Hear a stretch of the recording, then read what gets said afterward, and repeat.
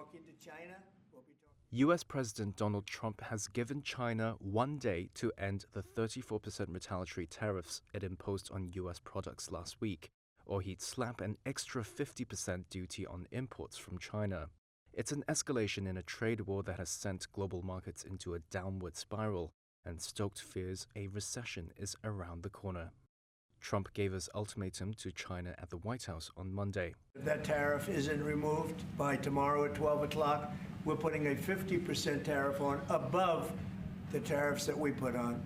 So they've gone for years. They've become a rich country because of people, again, that were in the White House that allowed this to happen. Hundreds of billions of dollars a year they'd make on us on trade, and it shouldn't be that way. Trump's long-promised round of global retaliatory tariffs were announced last week, with some rates as high as 50%. He has said they will help the U.S. recapture an industrial base that has withered over decades of trade liberalization. On Monday, administration officials said dozens of countries had reached out to Washington in hopes of heading off the tariffs before they take effect Wednesday. However, Trump said he has no plans to suspend tariffs during negotiations. Would you be open to a pause in tariffs to allow for negotiations? Well, we're not looking at that. We have many countries that are coming to negotiate deals with us, and they're going to be fair deals. Beijing has responded with anger to Trump's latest threat. The Chinese Commerce Ministry said Tuesday China will never accept the blackmail nature of the United States and said U.S. threats were a mistake on top of a mistake. Trump said Monday his administration would open trade talks with Japan, one of Washington's closest allies in Asia.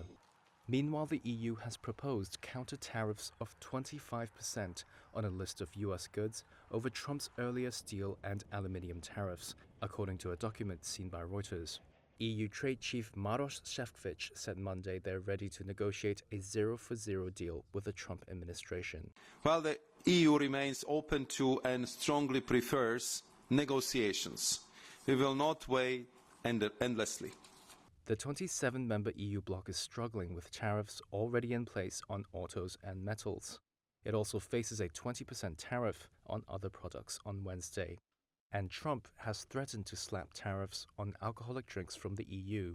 Investors and political leaders are still trying to figure out if Trump's tariffs are permanent or a pressure tactic to win concessions from other countries. And many investors are now betting that the growing risk of recession could prompt the U.S. Federal Reserve to cut rates as early as next month. Fed Chair Jerome Powell has so far indicated he is in no rush.